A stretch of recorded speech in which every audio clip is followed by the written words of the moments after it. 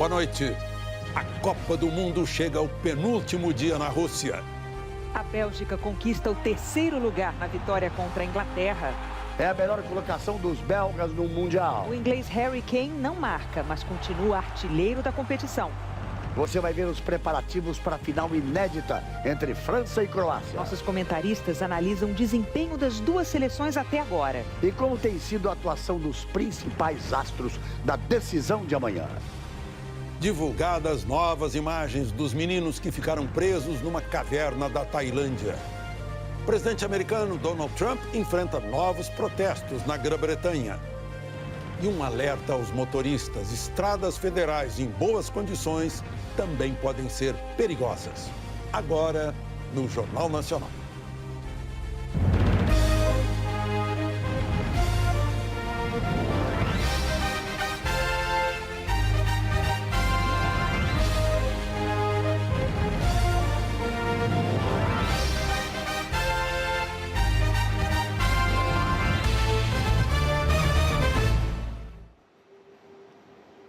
O planeta na contagem regressiva para a final da Copa do Mundo da Rússia.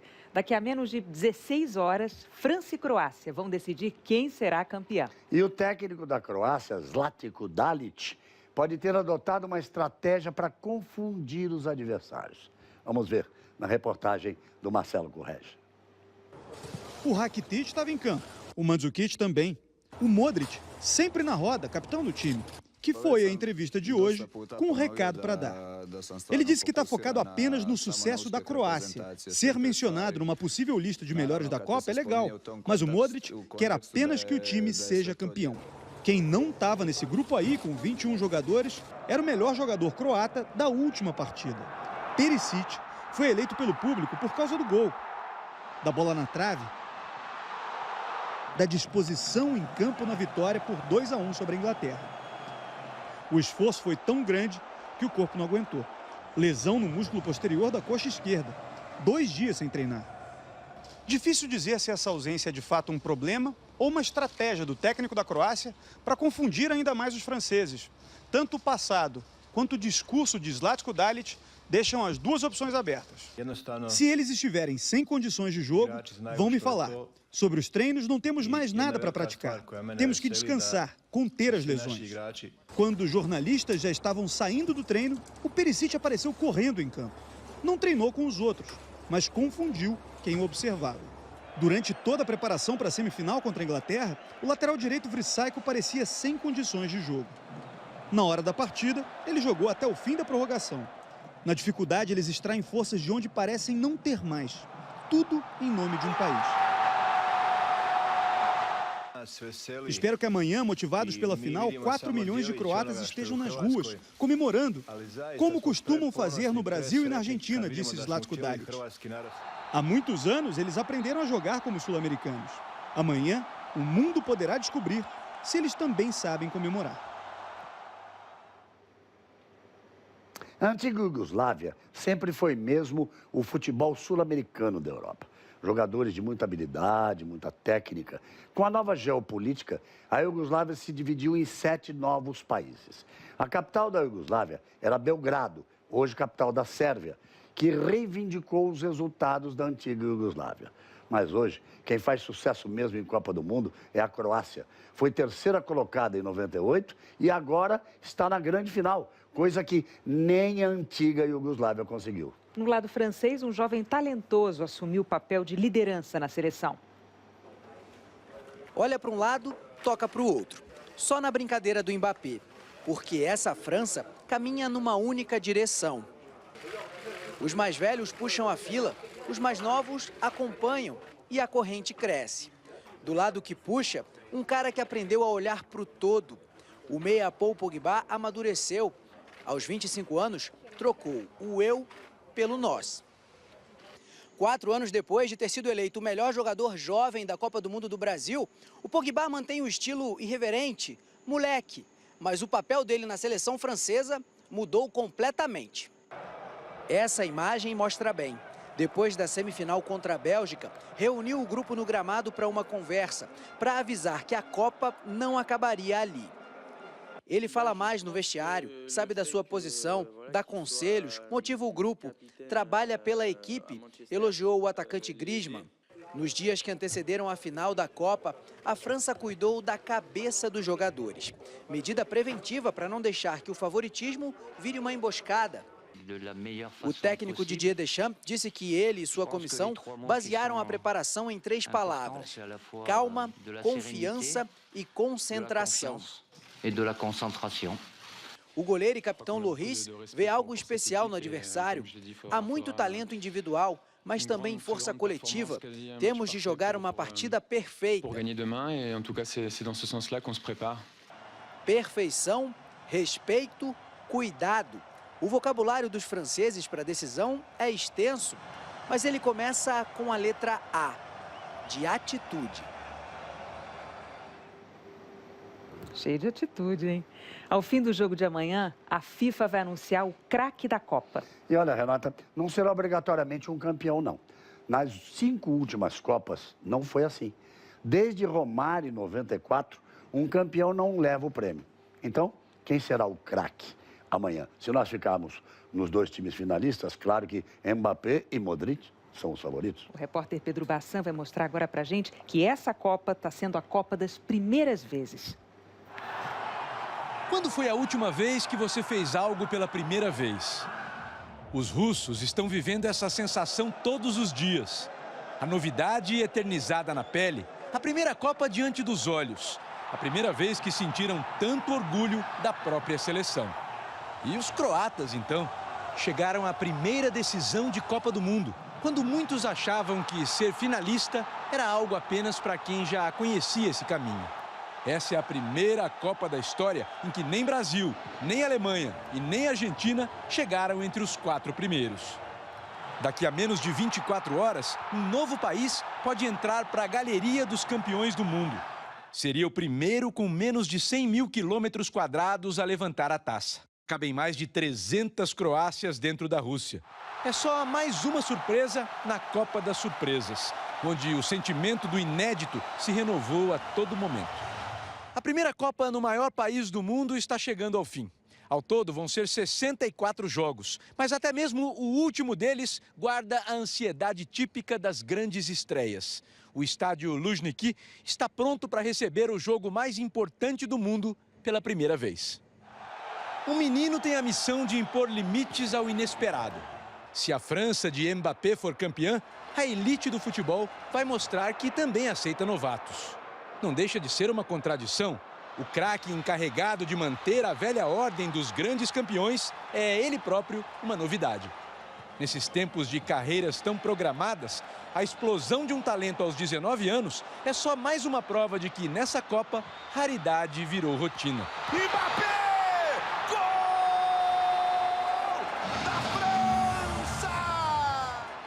Vai terminar uma Copa que não cabe nas estatísticas.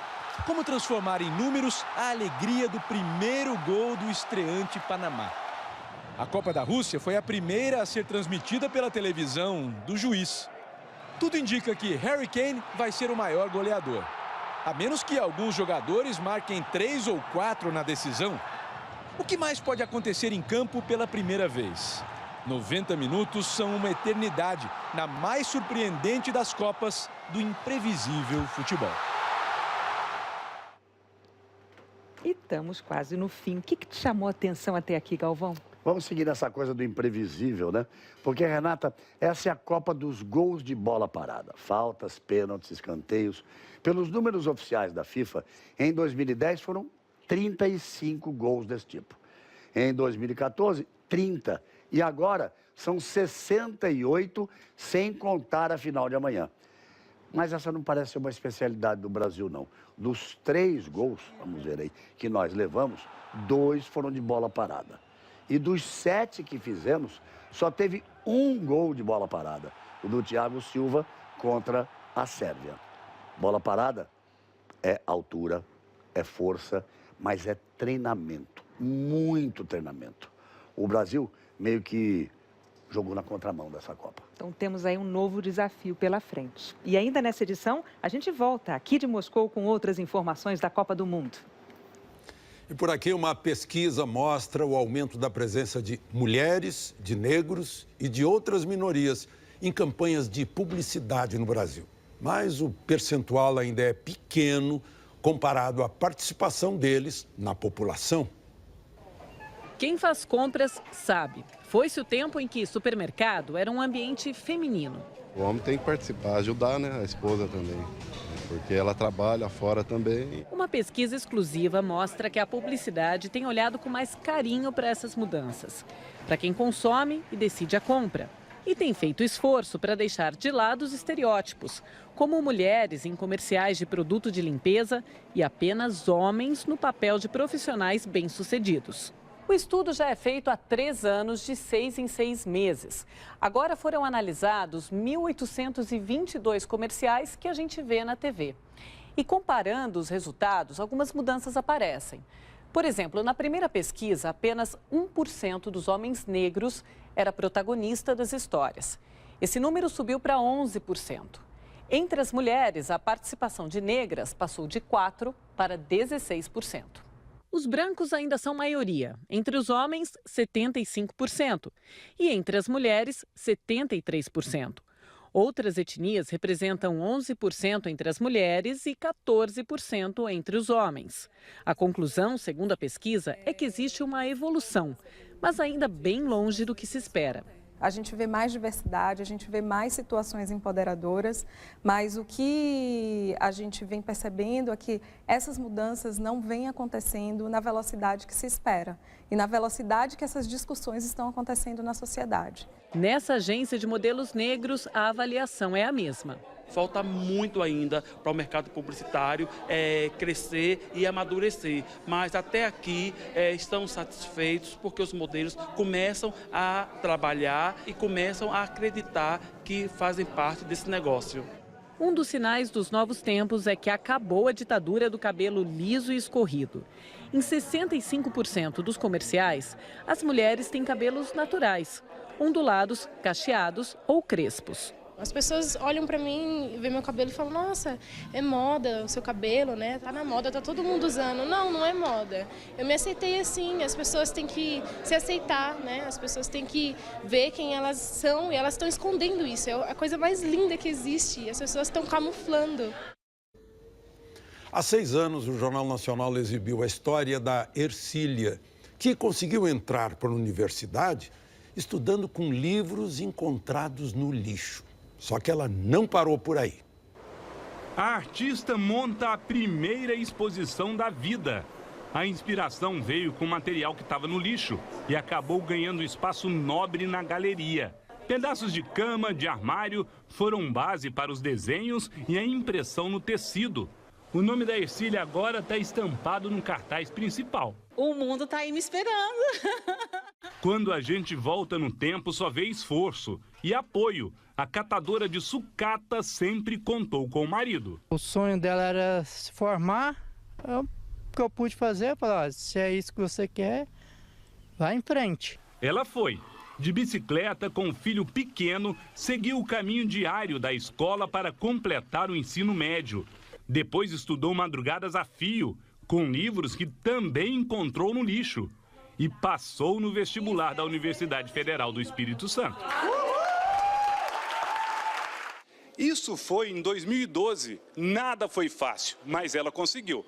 A Ercília teve mesmo que ser artista para driblar a dificuldade financeira, cuidar do filho pequeno. Mas aqui na universidade, ela encontrou definitivamente espaço para se inspirar ainda mais. A sala de gravura foi o local preferido da aluna, que cativou colegas e professores do curso de artes plásticas. Uma pessoa que tem um universo interior muito rico e uma dedicação extraordinária. Ela formou-se com louvor. Ela aprendeu a técnica e aproveitou a própria história. Seguiu com o marido num trabalho de recolher sucata e continuou fazendo arte com o que encontrou pela frente. Aí surge o convite para a exposição no Espaço Cultural Sesc Glória, no centro da capital. A mostra principal é sobre a vida de Arthur Bispo do Rosário, o sergipano que fez arte do lixo e da sucata ao ser internado por 50 anos num hospício no Rio de Janeiro. Muito orgulho, inclusive pela pela chance de ela obter de expor suas artes em uma galeria. Se você acredita que você é capaz, então você corre atrás. A minha arte está mostrando isso, rapaz. Bom, e agora a hora da previsão do tempo com a Isabela Camargo. Boa noite, Isabela. E aí, depois de uma semana de muito frio no Centro-Sul, domingo pode esquentar? Oi, Alexandre. Boa noite para você, boa noite a todos. Pode sim, vai esquentar mais, as temperaturas estão subindo desde ontem e vai fazer mais calor sim em boa parte do país. Agora, gente, mesmo assim, as mínimas que acontecem entre 6 e 7 da manhã ainda podem representar frio para algumas pessoas, tá? Vamos dar uma olhadinha aqui no mapa. Previsão de 10 graus para Curitiba, 15 em Porto Alegre e em São Paulo, 13 em Belo Horizonte e 10 em Brasília. Agora, Norte e Nordeste não sofrem influência com o ar gelado que chega do sul. Então, previsão de 24 graus em Natal, 23 em Belém e em Manaus, para começar o dia. Agora eu quero chamar a sua atenção para a amplitude térmica, que é a diferença entre a mínima e a máxima que vai acontecer em algumas capitais. Separamos 3. Goiânia, Curitiba e Rio de Janeiro começam com temperaturas mais baixas, mas depois sobem bastante, inclusive passam dos 30 graus no Rio. Então, sabendo disso, você já pode se preparar para o efeito cebola. Outras capitais também em que amanhã a temperatura máxima sobe. Porto Alegre, 28 graus, 35 em Cuiabá, a mesma de Teresina, e 38 em Palmas, Alexandre. Parece muito, é muito, mas quem mora na capital do Tocantins sabe que essa é a época mais quente do ano. Pois é, mas há previsão de chuva em algum lugar? Tem sim. Além dos lugares em que já tem condições para chuva isolada, amanhã a mudança acontece lá no Rio Grande do Sul. Previsão de chuva isolada, especialmente no centro-sul do estado, à tarde. E aí aqui, do sul da Bahia até o Rio Grande do Norte, avançando pelo centro-norte do Ceará até o Acre com o Amazonas, chuva isolada. No restante do país, domingo cheio de sol, mas chama sua atenção para o ar seco nessa área destacada em laranja, que vai do centro-sul do Piauí até o norte do Paraná. Para encerrar, quero mostrar que essa chuva que começa caindo amanhã no Rio Grande do Sul se espalha na segunda pelo estado até Santa Catarina e no restante do país, Alexandre, nada de chuva pelo menos até quinta-feira. Obrigado, Isabela. Boa noite. Até mais. E a seguir, os cuidados que os motoristas devem ter, mesmo em estradas com boas condições. A Bélgica vence a Inglaterra e termina a Copa em terceiro lugar. Um estudo revela que estradas em boas condições podem ter acidentes bem graves. O repórter Alan Severiano mostra por quê. Asfalto bom, pista duplicada, a dupla dos sonhos de todo motorista. Economia do veículo, viagem rende mais. Mas com caminho livre, sem buracos, o acelerador é uma tentação. Pisa com maior frequência, anda no limite da velocidade, o motorista costuma relaxar mais. Parece absurdo, mas quanto melhor a estrada, maior a gravidade dos acidentes. Um estudo da Confederação Nacional do Transporte concluiu que rodovias federais com pavimento considerado ótimo tiveram no ano passado 11 mortes a cada 100 acidentes. Em estradas com pavimento ruim, foram quase 8 mortes por 100. Claro que a saída não é ter estradas ruins. Quem dirige sabe que um asfalto em bom estado e um traçado bem feito aumentam a segurança do motorista e de todo mundo que segue em volta.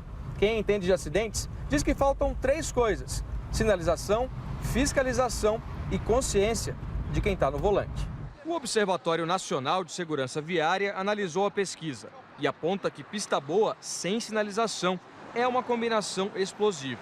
O cidadão não sabe a velocidade, não sabe que tem uma curva adiante, ou seja, a sinalização é a comunicação entre a via e o motorista. Se não houver essa comunicação, você fatalmente terá um acidente grave. A gente vai percorrer agora esse trecho da Via Dutra saindo de São Paulo para ver quantas placas de sinalização de velocidade existem.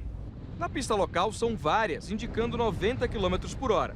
Mas na pista expressa, onde o limite é de 110 por hora, encontramos um intervalo de 10 quilômetros sem placa. A concessionária CCR Nova Dutra, que administra a estrada, disse que segue as normas de sinalização previstas pelo Conselho Nacional de Trânsito. Este trecho entre São Paulo e Guarulhos é o mais movimentado do país e o 5º em número de mortes. A imprudência dos motoristas também é decisiva. Radares da Polícia Rodoviária Federal flagraram veículos pelo país a 163, 186, 241 km por hora. perigo aumenta onde não há fiscalização. O estudo mostrou que nos trechos sem radar, o número de mortes é 30% maior. O motorista precisa entender que excesso de velocidade combinado com falta de uso do cinto de segurança, excesso de velocidade combinado com ingestão de bebida alcoólica é uma mistura fatal.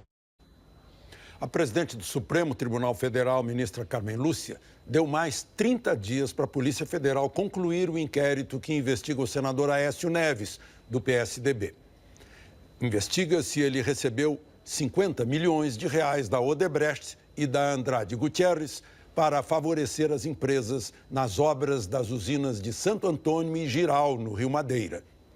A Polícia Federal e a Procuradoria-Geral da República tinham pedido 2 meses para concluir as investigações. Aécio é investigado em outros 5 inquéritos e já é réu acusado de receber 2 milhões de reais da JF. A defesa de Aécio declarou que a prorrogação é ato rotineiro, que a obra foi realizada em Rondônia pelo governo federal, sem participação do governo de Minas, e que a investigação vai mostrar que Aécio não praticou nenhum ato irregular. E que Brasil você quer para o futuro? Sou Francisco Xavier, da cidade de Silves, Amazonas. O que eu quero para minha cidade e para o meu país são políticas públicas voltadas para a juventude, onde educação, esporte e lazer sejam realmente prioridade, afastando assim os jovens de muitos problemas sociais. Sou Ederson Tiburcio, estou aqui na Estância Baru, em Marzagão, Goiás. O que eu quero melhor para o meu Brasil é que os políticos dão oportunidade para os pequenos produtores rurais e o que nós não temos aqui. Sou Elisete Machado Rodrigues e falo daqui de Maruí, Santa Catarina, de frente para essa lagoa que sustenta muitas famílias imaruienses.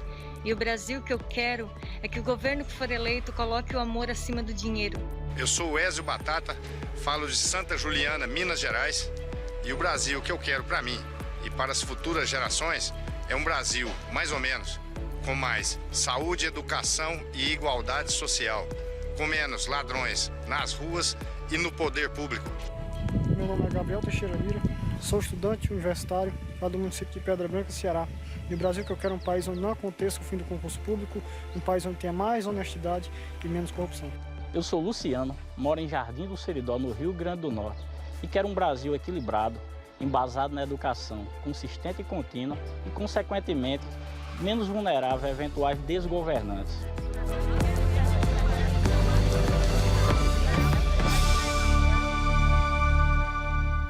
As mensagens do Brasil que eu quero estão no Globoplay, na página do JN e em g1.com.br/Brasil que eu quero, tudo junto. Mande também seu vídeo para a gente.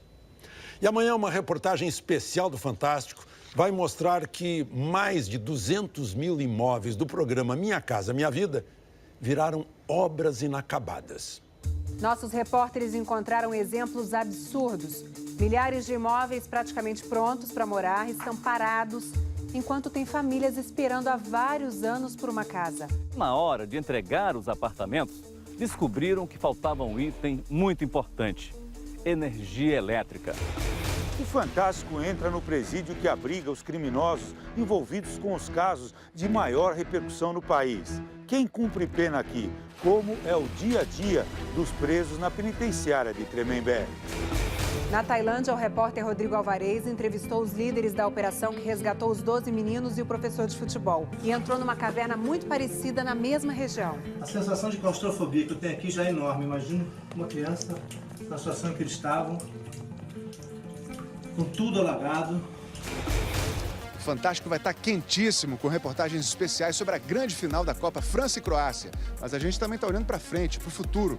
A gente vai mostrar como o Catar está se preparando para receber a próxima Copa em 2022. Nossos repórteres estão lá. O Catar promete arenas que vão usar energia solar nas imensas máquinas de ar-condicionado. E amanhã também tem os fofíssimos bichos espiões no Fantástico. É depois do Faustão, nosso Domingo Juntos. E voltamos a falar aqui de Moscou. Hoje teve a disputa pelo 3º lugar na Copa do Mundo. Inglaterra e Bélgica. Deu Bélgica, 2-0. Resultado merecido, Galvão? Muitíssimo.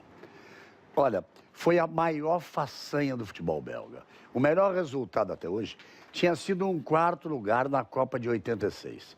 Dessa vez, eles tiraram o Brasil, o grande favorito, e chegaram ao 3º lugar, o melhor da história deles. Eu vou me arriscar, hein? Vou me arriscar mesmo antes da final de amanhã. Para mim, a Bélgica apresentou o melhor futebol dessa Copa, com destaque para esse contra-ataque aí no jogo de hoje. Não saiu gol, não, mas foi o mais bonito do Mundial. Olha que espetáculo. A velocidade, a precisão, a inversão da jogada, a finalização. Vou dizer a você, eu vi ali o velho Brasil em campo, até com as camisas amarelas. Vamos ver então como foi Inglaterra e Bélgica? Duas torcidas que se uniram depois das decepções nas semifinais. Duas seleções que colocaram seus craques em campo para terminarem a Copa com orgulho. E um deles foi decisivo logo aos 3 minutos. Lukaku mostrou que não vive só de gols e encontrou Chadli na esquerda.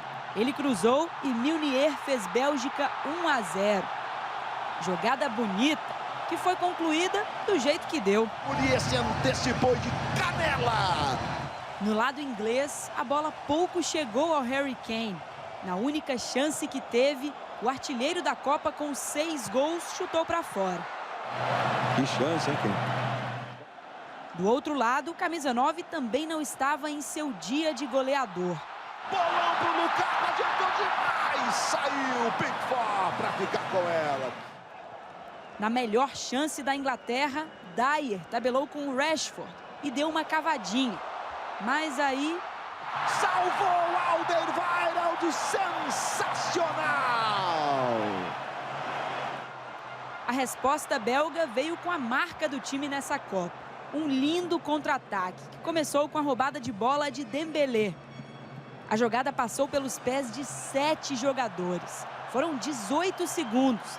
14 toques na bola, até Meunier bater com estilo. Pickford, sensacional! Um contra-ataque espetacular, que terminou com uma defesa não menos incrível. Só que 2 minutos depois, De Bruyne, cercado por 4 jogadores, mostrou que não precisa de muito espaço para fazer a diferença. Hazard invadiu a área e chutou sem chances para o goleiro inglês.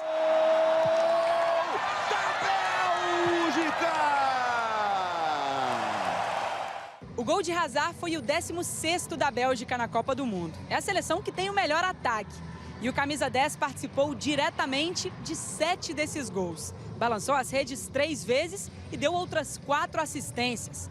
Números que fazem o jogador perder até a humildade. Ele disse que algum jogador da final deve ganhar o prêmio de craque da Copa. Mas que se pudesse decidir, daria o prêmio para ele mesmo.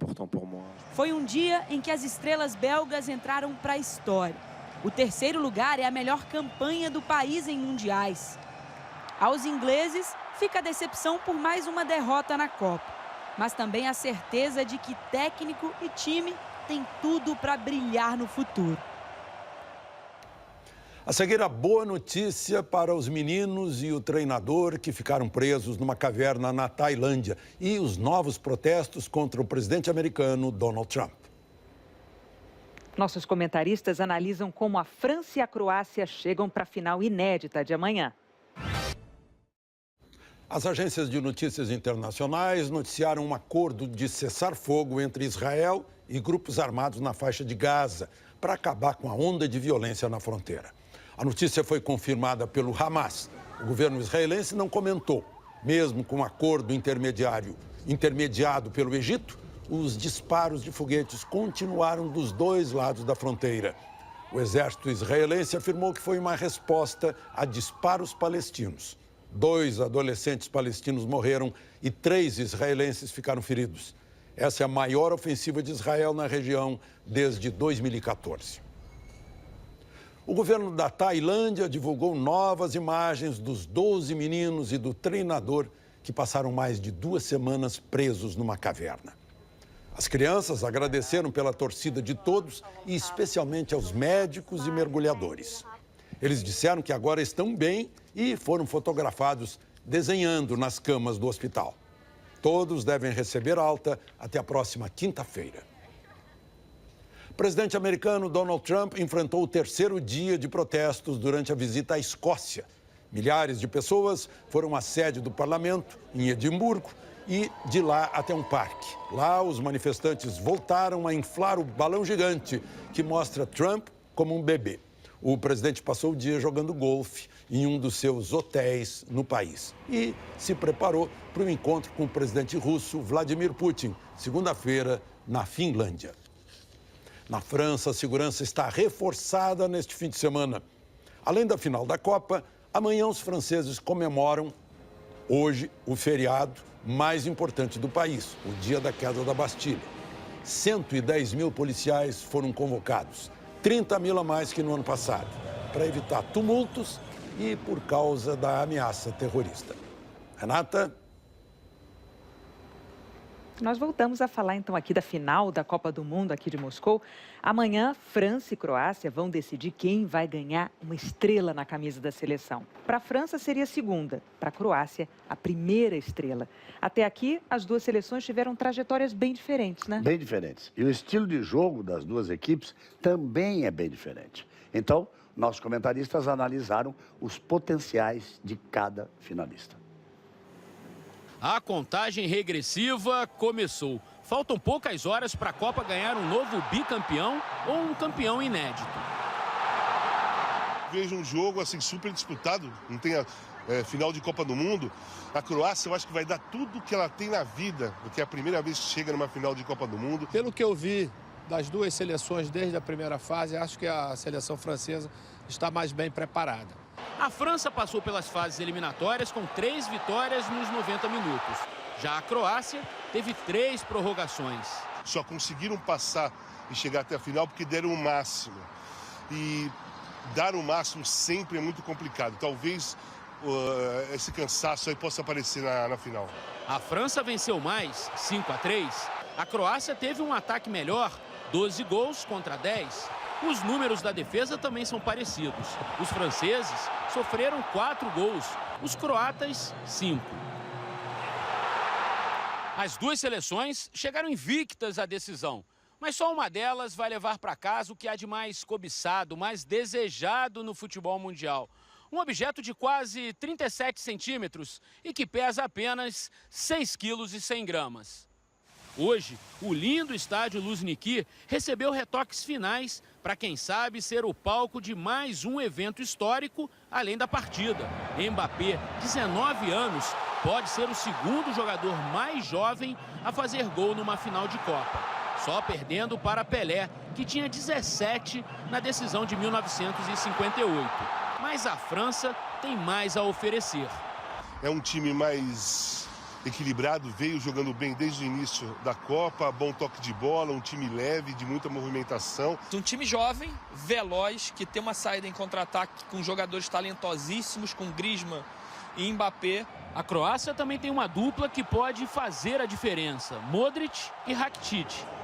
Um time mais experiente e com 2 jogadores no meio-campo que conseguem fazer uma leitura tática muito inteligente. Conseguem ditar o ritmo da partida. E eles conseguem servir os homens de frente. Não só o Perisic, mas sobretudo o Mandzukic. Final por si só já chama a atenção.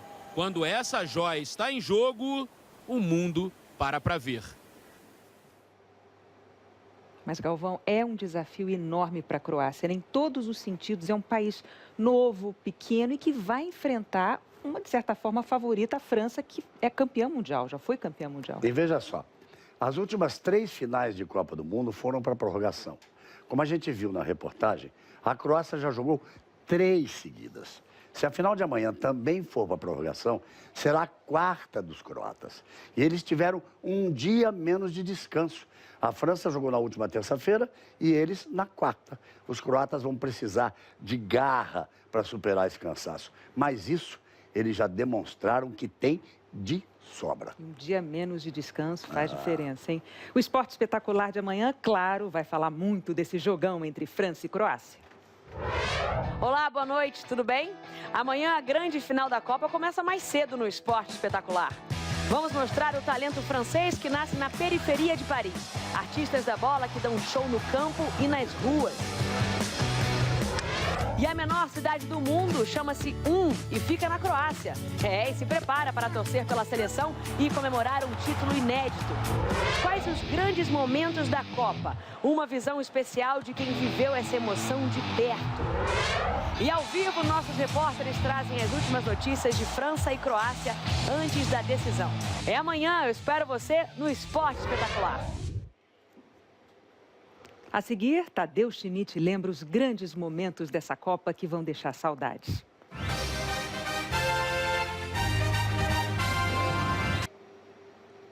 A história das Copas do Mundo tem duas informações curiosas. Vamos contar para quem está em casa, Galvão? Olha só, a gente poderia até considerar que uma delas favorece a França e que a outra favorece a Croácia. Bom, então vamos lá.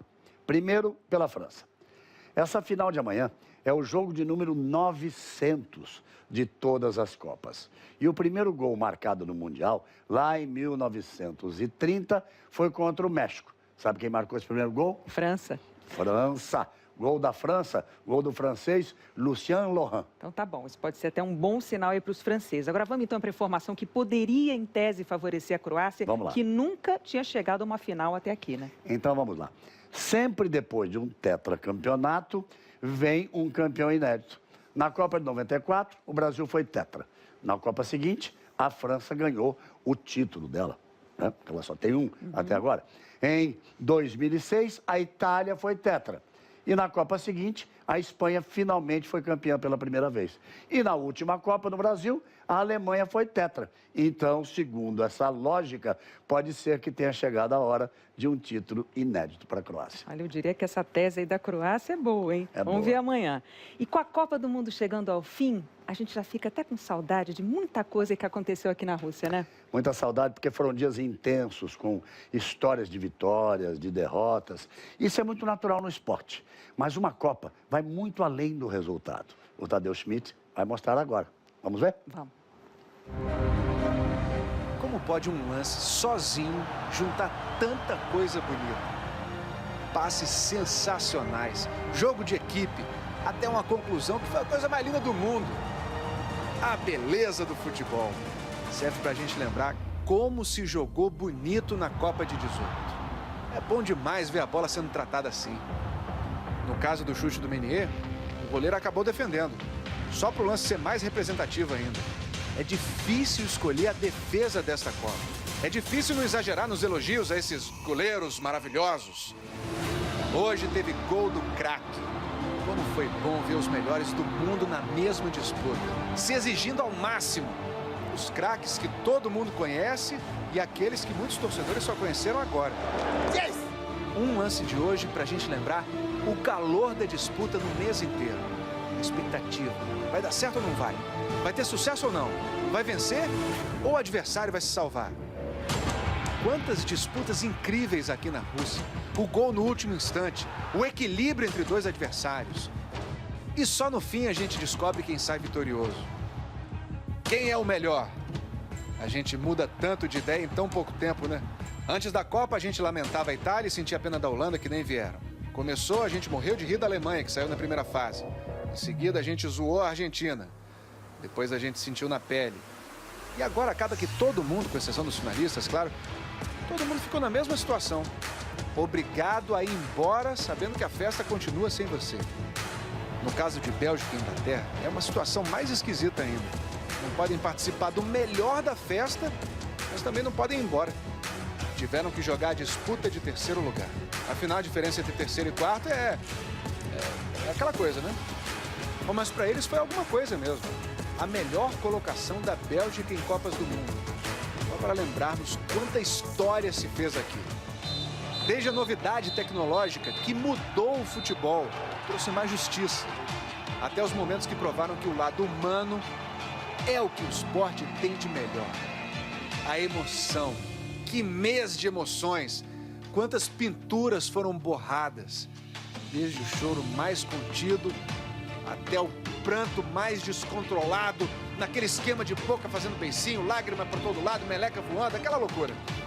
No fim das contas, a felicidade plena fica apenas para um time.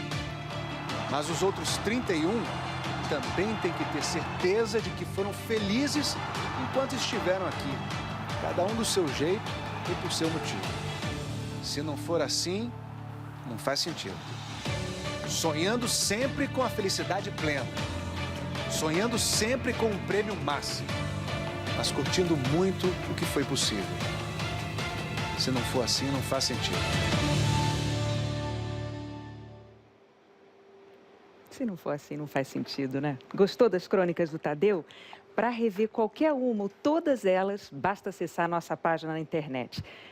E vamos agora à nossa agenda, é a última aqui da Copa no Jornal Nacional, hein? Porque amanhã, claro, a final aqui em Moscou. Cadê o estádio Luzhniki? Olha aqui, o estádio Luzhniki, França e Croácia. Lembrando que o Esporte Espetacular começa às 9h30 da manhã, com todas as informações da decisão. A partir das 11h15, nossas equipes, eu estarei junto, já estarão trazendo tudo ao vivo do estádio. O jogo começa ao meio-dia, sempre lembrando o horário oficial de Brasília. Hora de Brasília. A gente encerra aqui a nossa participação em Moscou no Jornal Nacional. Sabe quantas edições do JN aqui? 30. 30 edições do Jornal Nacional, trazendo todas as notícias do país da Copa. Isso só foi possível, claro, graças ao imenso trabalho de equipe, com muita garra, muita dedicação. Então, a gente agradece a toda a equipe, ao Galvão Bueno, claro, que participou mais uma vez dessa parceria aqui no nosso estúdio. Eu já diria que o Galvão é de casa aqui no Jornal Nacional. É sempre um prazer. O prazer foi todo meu. Muito obrigado pelo seu profissionalismo, pelo seu carinho sempre. Obrigada. Muito obrigado a você. todos pela audiência. Mas queria te lembrar uma coisa. Eu gosto de números, né? Há 2 anos atrás, nós estávamos juntos em 2016, nas Olimpíadas no Rio. Olimpíada do Rio. 2 anos depois, juntos aqui na Rússia. Tóquio vem aí, daqui a 2 anos. Então, Olimpíadas vambora? do Japão, vamos nessa? Vamos nessa. Vamos nessa. Toque aqui, aqui vamos nós. Boa noite, Alexandre. Boa noite a todos aí no Brasil. Boa noite, Alexandre. Boa noite a todos. Alexandre, não vai passar em branco assim, não. Quero seu palpite para amanhã. Quem vai ser campeão do mundo? França ou Croácia? Croácia 2-1. Vamos ver. Obrigado a vocês, boa noite a todos. E aproveitem o domingo de final de Copa com essas imagens aí do estádio de amanhã.